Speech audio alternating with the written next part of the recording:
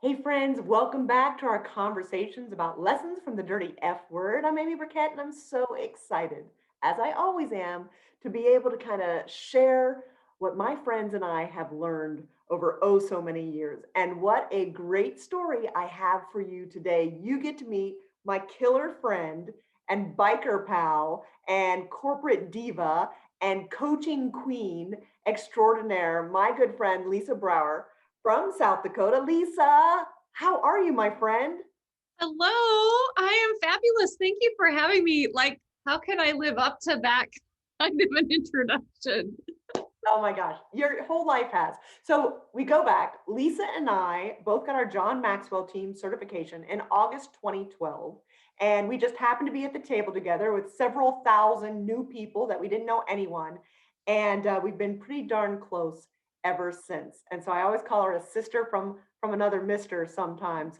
But Lisa spent 2 decades as a successful mortgage lender, making a big six-figure salary when she wanted to make a change to be an executive coach.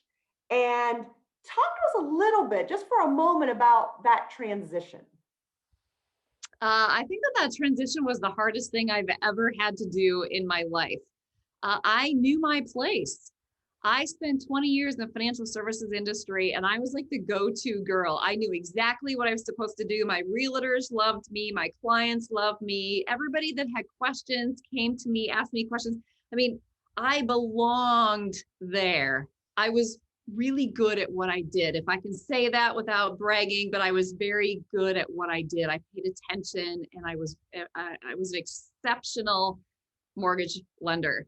And then I decided that that wasn't the path that God had for my life. And so I had asked for some signs, some things that would trigger me to what my next adventure was, which was the speaking and the coaching and the facilitating realm. And so I left my 20-year job with no clients, no business plan, no nothing. And it was one of the hardest things that I've ever done in my life. It was a struggle. You know what? But now I'm going to talk about your one of your favorite pastime passions, and you are Harley Davidson motorcycle mama. Yes, I am. And so the name of your company is Full Throttle Living, which I just think is one of the coolest titles ever possible.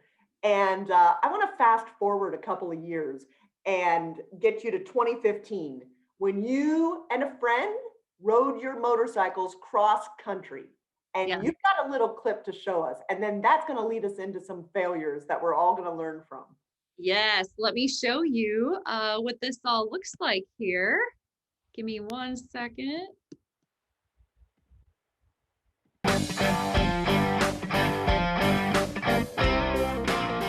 I think about Effie and what she wanted to live this adventurous piece in her life. And I think we all want that. It might not be riding across the country on a motorcycle, but what's adventurous to you? What do you want to do with your life? What are the things that you want to risk that you never ever thought that you would ever do? After I first learned about Avis and Effie, I thought, gosh, that would be really cool to make that trip. And I think I sat on that thought for about 2 years. And then someone challenged me and said, Lisa, you need to take that trip. And I thought, no, no, no, no. There were all these reasons why I should not go on this trip. But there was one reason why I should. And it's because this is what I'm supposed to do.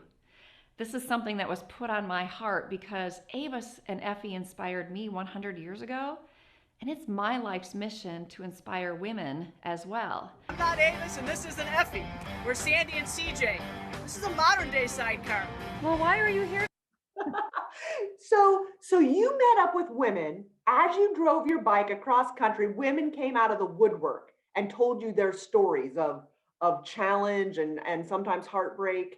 And what was it like to make a what was a dream, an inspiration from someone that you admired? These women, what decade were they who rode across the country?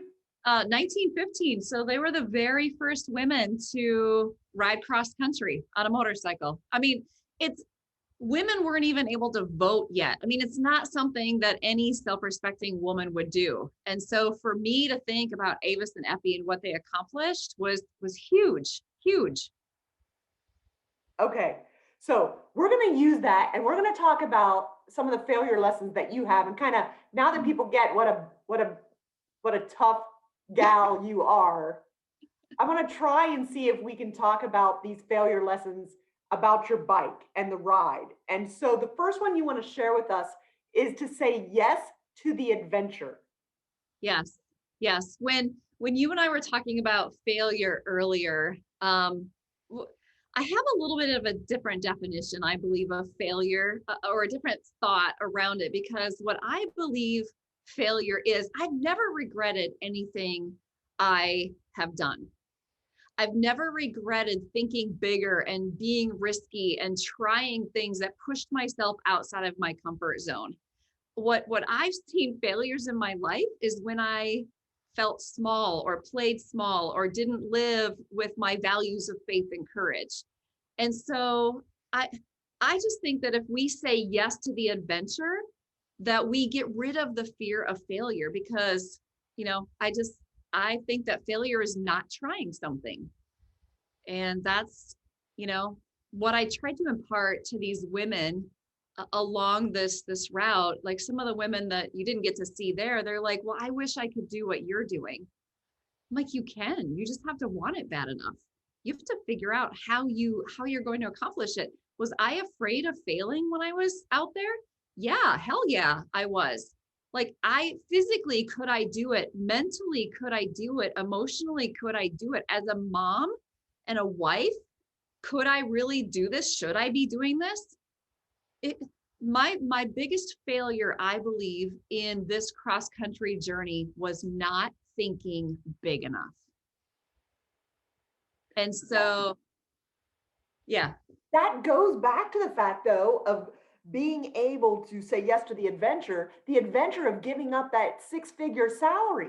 I mean, you got a mortgage to pay, you got a kid in college now and another one still in high school, but there are bills to pay, and you don't have a money tree in your backyard, to the best of my knowledge.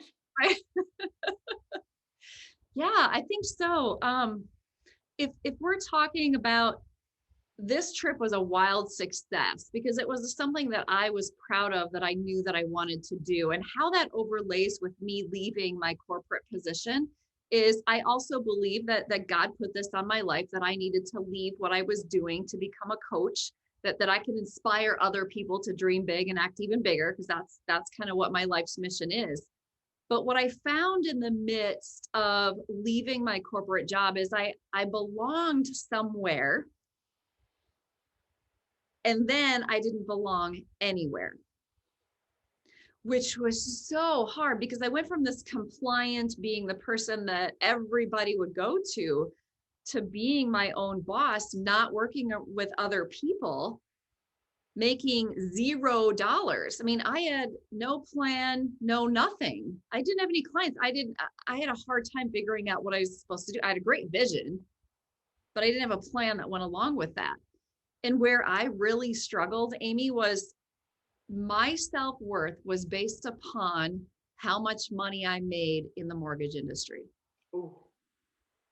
The more money I made, the more valuable I was, the more I hustled for what other people thought about me. Which really brings us to your second failure lesson, which is be proud of your ride. Now, Yeah. The motorcycle that you drive happens to be a Harley Davidson. Yes. But we're not just talking about what kind of car, what kind of house you live in. It's that it goes back to your worth that you're talking about right there, that you don't find your worth in the job or in how much money you make. It really is being proud of whatever your ride is. Yeah. I had a real struggle with saying that my worth was based upon how much money I made, because what ended up happening was I left this job. I started out on my own. I went down to a zero salary, and I joke about it now to say, at one point I made $15,000 a month. And then when I went and did my own thing, is I was excited when I made $1,500 a month, but what happened is that I had to change my definition of success. Ooh. And I had to know that I was worthy, worth it, enough, valuable, whatever that is. It didn't matter how much money I made. What mattered is the impact that I was making on my clients, the impact that I was making on the people that were around me. And this was my purpose. This is my calling. I wasn't going to get any closer to that. And so, yeah, Sitting in a 9-to-5 job pushing mortgages, right? right, right. There was a bigger calling on my life. And so that's where the value was. That was the fuel in my tank, if you will. And I really had to think about, where does my value lie? And that's where I believe, yeah, the second lesson that I had was, even though I didn't have everything all figured out, is I knew that this is what I was supposed to do. And I was valuable who I was, not how much money I made or what I did, what other people thought about me. Because I think sometimes those are the things that hold us back when we're trying to live big and say yes to those adventures. We're worried about the cost financially. We're worried about, what does failure look like? When if we're not going to try, that's what failure is, in my mind. Well, and even though your salary changed dramatically, you never went without a meal. Your kids still had a roof over their heads. You still had vehicles to get you guys around. You adjusted. Yeah, we had to be willing to sacrifice some things. But for your dream to come true, it does take sacrifice. It absolutely does. It goes back to what your definition of success is, I believe, and what you're put on this earth to do. And what I wanted to be more loyal to my dream than my fear. Yeah.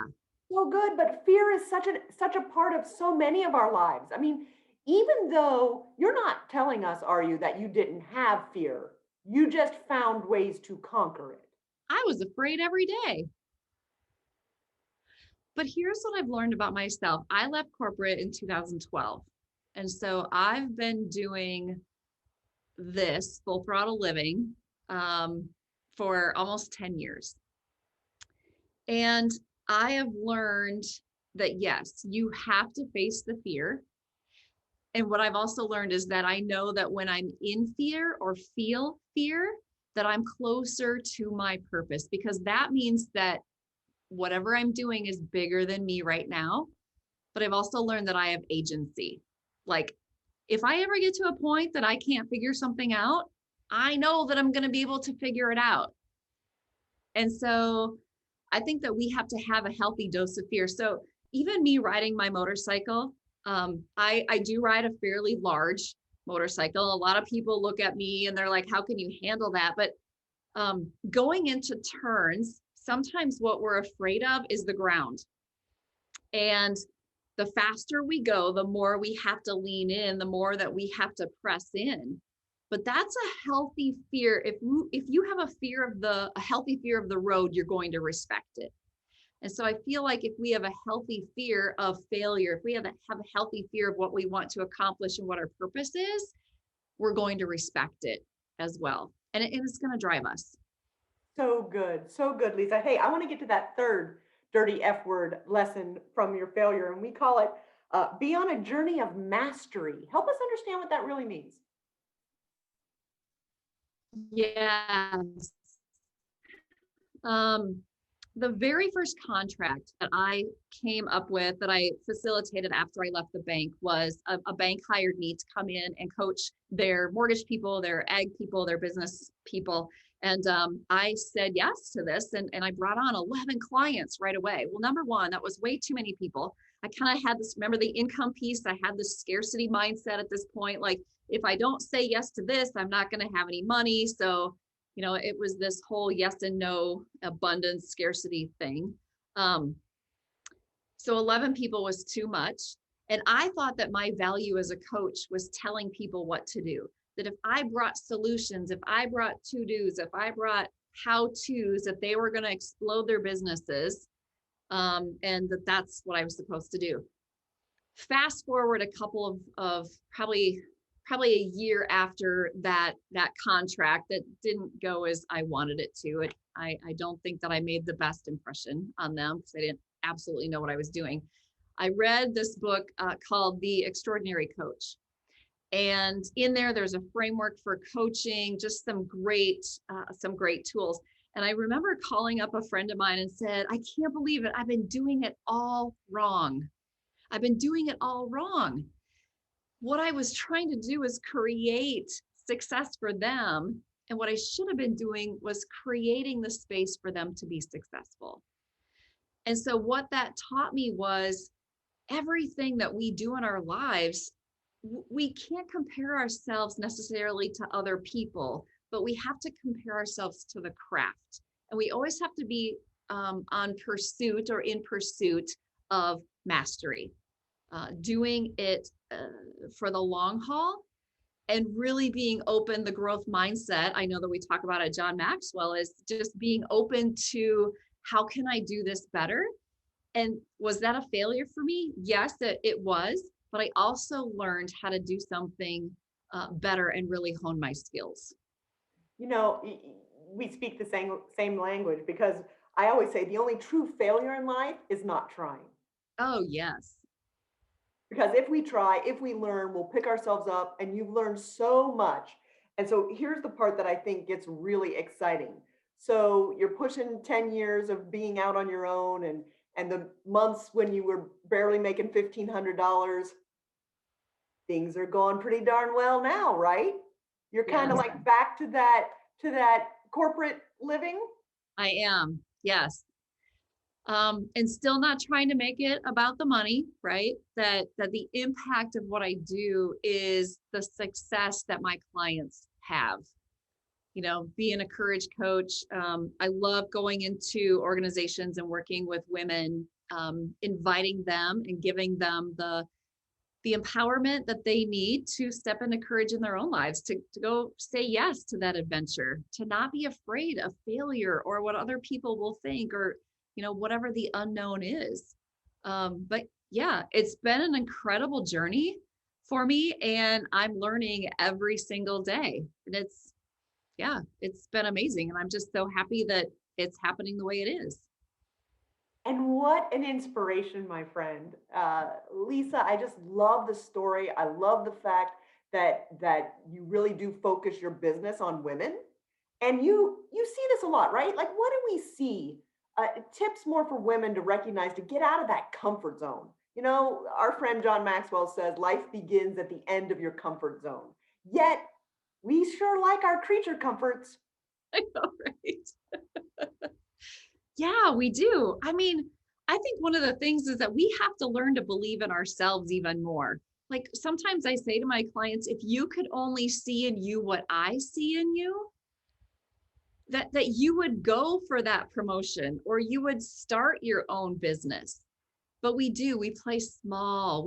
Sometimes we don't believe that we have what it takes, or that we deserve it, or that we are worth it, or that, you know, something else better will come along, that is just easy to be where we're at right now. And so, yeah, I try to really empower my clients to step into courage. I love it. I love the courage that I've seen in you over the last 8 years that I've known you and followed you and your career and your business, and the not just success that you're seeing. I'm so excited for the significance Mm. and the impact that you're making on people. And I know that you've got new and big things that are happening this year. And so if someone wants to watch that documentary that we just showed a minute at the beginning, where could they find it? Actually, you can find that on YouTube. That is at the Inspired Tour Movie. It's also on my website at fullthrottleliving.com. Yeah, so you can find it. It's like 14 minutes, and I rewatched it again today, and it kind of made me cry because I'm ready to get back out there. I miss motorcycling. I mean, it's winter where I live. There's snow on the ground right now, but yeah, this summer I'm hoping to do a women's motorcycling retreat for a small group, 8 to 10 women. We got to get you on a motorcycle, Amy. I don't know about the motorcycle, my friend. I mean, I love the retreat concept, and I've been kind of pushing you into it. But I'd just kind of fly there and meet you, maybe, and the ladies, and maybe you'd take me for a ride around the block on the back of your Harley. Yeah, I don't know. I'm a great, just like one person on the bike, but maybe not a passenger. Yeah, I mean, I think it would be amazing, and maybe I'll do one without motorcyclists or without women who ride, like just women who don't ride can also come to one. We'll start. We'll start with one. These lessons are amazing. Lisa Brower, executive coach, president and CEO of Full Throttle Living, a woman with a very strong faith that I'm just always inspired by and encouraged by, just to hear all the great things that you're doing. And these lessons are wonderful, to say yes to the adventure, to know your worth and be proud of your ride, and to be on a journey of mastery. Three great dirty F word lessons that we can all benefit from. And I can't tell you how grateful I am to you that you would share this story with me and all of my friends. So thank you, my beautiful friend. Onward and upward. Oh, you too. The Let it pleasure. always be in your hair. Oh my gosh, the pleasure is mine. And you know what? I have to thank you too, because you are one of the women that inspires me to keep going and to keep choosing courage over comfort. So thank you also for being one of my biggest cheerleaders and one of my biggest fans. I appreciate you so much. Oh my gosh. I love you, Lisa. You take care, my friend. And you know what? Stick around. If you have not caught all of the great stories of failures, you can go to my YouTube channel at YouTube, Amy Burkett, and watch past episodes. And again, we're putting all this together and we'll have it in a book hopefully before the end of 2021. And again, remember, you were created for greatness, and we're going to play loud. We're going to say yes to the adventure. We're going to be proud of our ride, and we're going to be on a journey of mastery. So until next time, my friends, take care.